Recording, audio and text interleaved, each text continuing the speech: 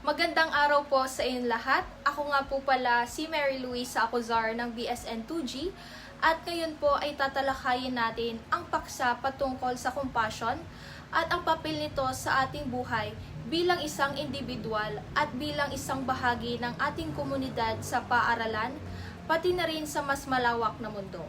So, una, ano nga po ba ang compassion?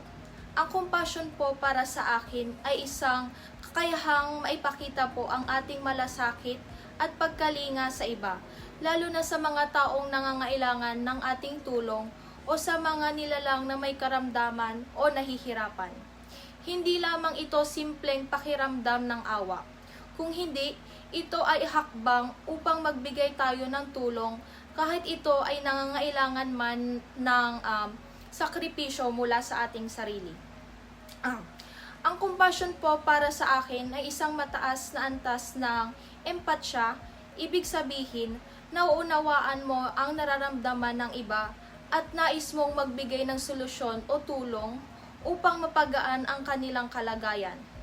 Isa itong pagpapakita ng kabutihan na hindi makakalimutan habang buhay ng taong tinulungan mo, at ito rin ay nagpapakita ng paggalang at pagbibigay ng dignidad sa bawat tao at pati na rin sa kalikasan.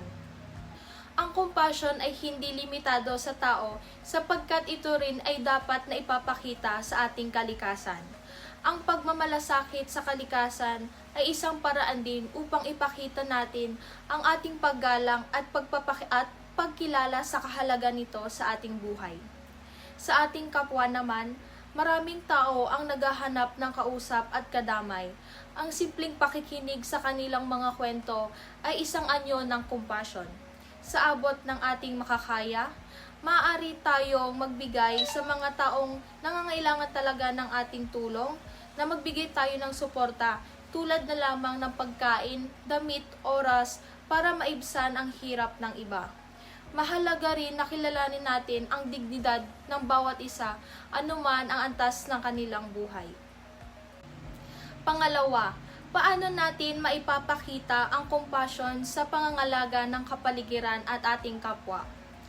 Una, tignan natin kung paano natin maipapakita ang compassion sa ating kapwa. Bilang isang mag-aaral o bilang isang nursing student, ang simpleng halimbawa na naiisip ko, ang halimbawa ng compassion ay ang pagtulong sa ating mga kasama na nahihirapan sa kanila mga aralin. Kung tapos man tayo, pwede natin silang tulungan o mga gawaing bahay. Ang pagtulong sa kanila o pagbibigay natin ng oras sa pagtulong sa ating mga kaibigan o kaklase ay pagkakaroon ng malasakit sa kanilang kalagayan ay isang pagpapakita ng tunay na compassion. Sa pangangalaga naman ng kapaligiran, ang compassion ay may ugnay natin sa responsibilidad natin na alagaan ang ating inang planeta. Kung tunay tayo na mayroon tayong malasakit sa ating kapaligiran, nanaisin natin na hindi magdulot ng pinsala sa kalikasan. Ang simpleng hindi pagtatapon ng basura sa kapaligiran, lalong-lalo na sa mga kalsada, hindi paggamit ng plastic na mahirap ma-decompose at pagsari sa mga proyekto para mapanatili ang kalinisan ng ating kapaligiran ay may mga halimbawa na nagpapakita ng compassion sa kalikasan. Para sa akin at alam naman nating lahat na ang kalikasan ay may sariling halaga at karapatan na respetuhin. Kaya mahalaga na ipakita natin ang malasakit hindi lamang sa ating kapwa-tao, pati na rin sa ating paligid. Ngayon ay pag-usapan naman natin ang papel ng communal discernment sa pagpapalaganap ng compassion sa ating paaralan na Pan-Pacific University at sa mundo. Ang communal discernment ay isang proseso kung saan ang isang grupo ng tao ay nagsasama-sama upang magdesisyon batay sa kanilang paniniwala at pagpapahalaga bilang isang komunidad. Sa Pan-Pacific University, halimbawa, ay maaaring mag-organisa ng proyekto at programa na nakatuon sa pagpapalaganap ng compassion sa ating komunidad. Halimbawa ay ang pagkakaroon ng charity events or educational campaigns tungkol sa pagmamalasakit natin sa ating kalikasan. Sa pamamagitan ng communal discernment, pinapahalagahan natin ang opinyon at pananaw ng bawat isa sa ating komunidad upang makapagdesisyon ng mga hakbang upang mapaunlad ang ating kultura ng malasakit at pagkakaisa.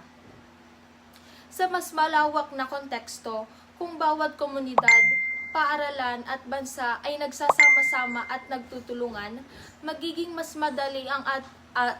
madali para sa atin na mapabuti ang kalagayan ng buong mundo. Ang communal discernment ay mahalaga dahil dito natin makakamit ang mga desisyon na may malalim na kahulugan at layunin para sa nakararami. Hindi lamang para sa ating sariling para sa ating pansariling interes. Sa lipunan, ang communal discernment ay maaring magdulot ng mga konkretong solusyon sa mga isyu tulad na lamang ng kahirapan, kalusugan at edukasyon. Sa proseso ng communal discernment, mahalaga ang pagbibigay ng pansin sa boses ng bawat isa. Ang pagninilay na ito ay nagbibigay daan upang makita ang tunay na pangangailangan ng komunidad at nagtuturo sa atin na magdesisyon ng may malasakit at katarungan. Ang compassion ay hindi lamang individual na tungkulin. Sa tulong ng communal discernment ay nagiging kolektibo ang pagkilos upang tugunan ang malalaking issue tulad na lamang ng kahirapan, pagkasira ng kalikasan at kawalan ng hustisya. Ang mga hakbang na ito ay maaring magbunga ng mas magandang ugnayan sa pagitan ng tao at kalikasan, mas makatarungan at maunlad na lipunan.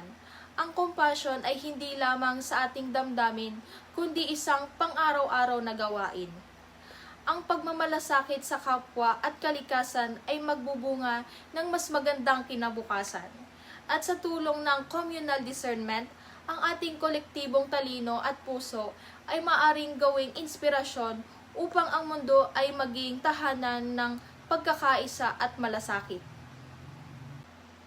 Bilang mga individual, tungkulin natin na palaganapin ang compassion sa bawat aspeto ng ating buhay, sa ating pamilya, komunidad at sa mundo. Gamitin natin ang communal discernment upang sama-sama tayong makagawa ng pagbabago. Tandaan natin, ang mundo ay mas magiging mahabagin kung bawat isa sa atin ay kikilos ng may malasakit. Kung tayo ay sama-samang kikilos, magtutulungan at magpapakita ng compassion, makakalikha tayo ng isang mas maayos at mas makataong mundo. Kaya't magsimula tayo ngayon, maging mahabagin tayo sa ating kapwa, kalikasan, at maging sa ating sarili. Sa huli, ang compassion ay higit sa simpleng pakikiramay. Ito ay pagkilos na nagmumula sa puso para sa ikabubuti ng iba.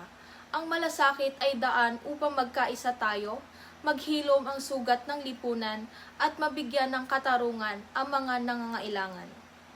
Ang malasakit sa kalikasan ay nagiging tulay upang maipasa natin ang isang mas maayos at malinis na mundo sa susunod na henerasyon. Samantala, ang malasakit sa ating kapwa ay nagtataguyod ng dignidad, pag-asa at pagkakaisa. Sa tulong ng communal discernment, na itataguyod natin ng sama-sama ang layunin ng mas magandang kinabukasan. Ang bawat boses ay naririnig, ang bawat pangangailangan ay kinikilala, at ang bawat solusyon ay nagiging bahagi ng isang mas malawak o mas magandang misyon. Ang misyon ang paggawa ng mga tama para sa mga kapakanan ng lahat. Hindi tayo kailanman nag-iisa sa paglikha ng mas mahabagin na mundo. Sa bawat maliit na hakbang sa malasakit, sa pagtulong, sa pag-alaga at sa pag-aalaga, tayo ay nagiging ilaw ng buhay ng iba at sa pag-asa para sa mas makatarungan at mas maayos na kinabukasan. Kaya't sama-sama nating isabuhay ang compassion sa ating salita, sa gawa, sa desisyon, sapagkat ang isang mundo na puno ng malasakit ay isang mundong tunay na tahanan ng pagmamahal at pagkakaisa. Sa pagtatapos ng ating talakayan, nais kong iparating na ang compassion ay hindi lamang isang simpleng konsepto na nauukol sa malalaking bagay.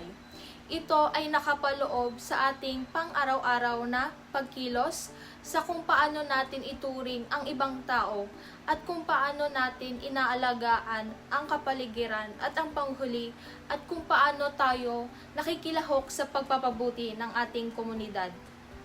Ang communal discernment ay isang pinakamakapangyarihang proseso na nagbibigay daan sa atin upang magtulungan at magdesisyon na may malasakit sa kapakanan ng nakararami. Kung magtutulungan tayo, mas magiging magaan ang ating laban upang gawing mas compassionate ang ating paaralan ng Pan-Pacific University at ang buong mundo. Maraming salamat sa inyong pakikinig at sana'y magpatuloy ang ating malasakit at pagkalinga sa isa't isa. Magandang araw po.